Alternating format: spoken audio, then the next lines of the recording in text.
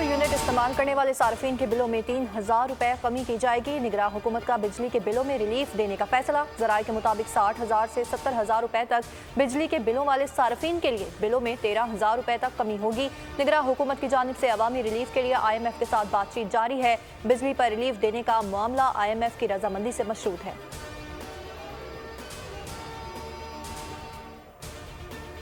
موجودہ بحران کا باریک بینی سے جائزہ لیا جا رہا ہے۔ کوشش ہے کہ ایسا فیصلہ کریں جو بعد میں واپس نہ لینا پڑے۔ نگراں وزیر اعظم انوار الحق کاکڑ کہتے ہیں کہ بجلی کے بل ایسا مسئلہ نہیں ہے جن پر پہیہ جام ہڑتال کی جائے۔ رات کو دکانیں جلد بند کرنے سے متعلق فیصلہ صوبوں کو اعتماد میں لے کر کریں گے۔ آئین کے مطابق وقت میں زیادہ عہدے پر نہیں رہوں گا۔ الیکشن کمیشن انتخابات کا فیصلہ کرے گا۔ 9 مئی کے واقعات کا ہدف آرمی چیف اور ان کی ٹیم تھی۔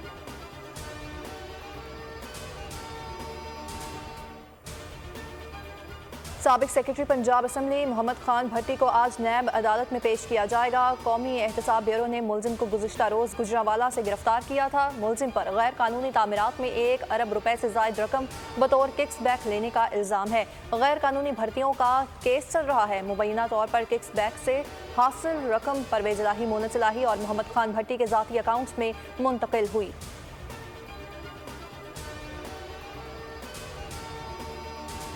ڈاکٹر عاصم حسین کے خلاف 17 ارب روپے کرپشن ریفرنس میں اہم پیش رفت۔ سندھ ہائی کورٹ نے پی رہنما اور دیگر کی درخواست منظور کر لی۔ عدالت کا ریفرنس واپس چیئرمین نیب کو ارسال کرنے کا حکم۔ جسٹس کے آگاہ کی سربراہی میں 2 رکنی بینچ نے فیصلہ سنایا۔ پاکستان کے قرضے میں 3 ارب 60 کروڑ ڈالر کی کمی ہوئی، لیکن ڈالر کی قیمت میں اضافہ ہونے سے پاکستان کا واجب الادا قرض کم ہونے کے بجائے 6,000 ارب روپے زیادہ بڑھ گیا۔ وزارت خزانہ کے مطابق مارچ 2023 تک مالی سال کے 9 ماہ میں پاکستان کے ملکی اور غیر ملکی قرضے مزید 10,000 ارب روپے بڑھ گئے۔ قرض 59,247 ارب روپے ہو گئے۔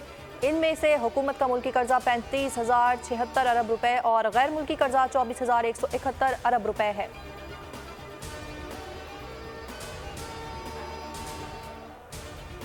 کراچی میں دودھ کا بحران سر اٹھانے لگا۔ دودھ فروشوں اور ڈیری فارمرز کے درمیان تنازع شدید ہو گیا۔ دودھ فروشوں کا دودھ کی خریداری بند کرنے کا اعلان۔ ڈیری فارمز اور ہول سیلرز نے 1 جولائی کو اضافہ صرف 1 ماہ کے لیے مؤخر کیا تھا، جس کے بعد دودھ فروشوں نے آج سے دودھ کی خریداری بند کرنے کا اعلان کیا۔ صدر ملک ریٹیلرز وحید گدی کا کہنا تھا کہ ڈیری فارمز اور ہول سیلرز نے 1 جولائی کو دودھ کی قیمتوں میں اضافہ واپس نہیں لیا۔ ملک کے مختلف شہروں میں چینی ڈبل سینچری بھی کراس کر گئی۔ لاہور میں چینی کی قیمت، کوئٹہ میں فی کلو چینی کی قیمت 220 روپے ہو گئی۔ ذخیرہ اندوز اور منافع خوروں نے ہاتھوں سے عوام کو لوٹنے لگے۔ حیدرآباد میں فی کلو پر 10 روپے کا اضافہ 180 روپے کلو ہو گئی۔ کراچی سمیت دیگر شہروں میں بھی چینی مہنگی ہو گئی۔ ایک ہفتے کے دوران چینی 18 روپے مہنگی ہوئی۔ کراچی کے علاقے نارتھ ناظم آباد میں پولیس کا آپریشن، خارجی اور داخلی راستے سیل، گھر گھر تلاشی، مشتبہ افراد کی بائیو میٹرک تصدیق، متعدد کو حراست میں لے لیا گیا۔ 2 موٹر سائیکلیں بھی برآمد۔ گلستان جوہر میں موبائل مارکیٹ کے قریب ڈکیتی، مزاحمت پر ڈاکوؤں نے شہری کو گولی مار دی۔ رکشہ ڈرائیور نے ڈاکوؤں کی موٹر سائیکل کو ٹکر مار دی۔ ڈاکو عوام کے ہتھے چڑھ گئے، خوب پٹائی کی، جس کے بعد پولیس کے حوالے کر دیا گیا۔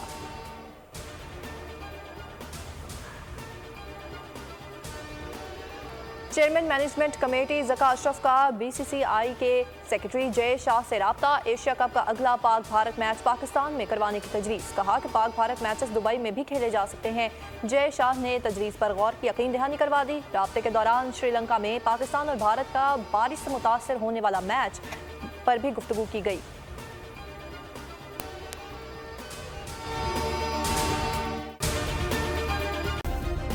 سبسکرائب کریں اور بیل دبائیں تاکہ کوئی خبر رہ نہ جائے۔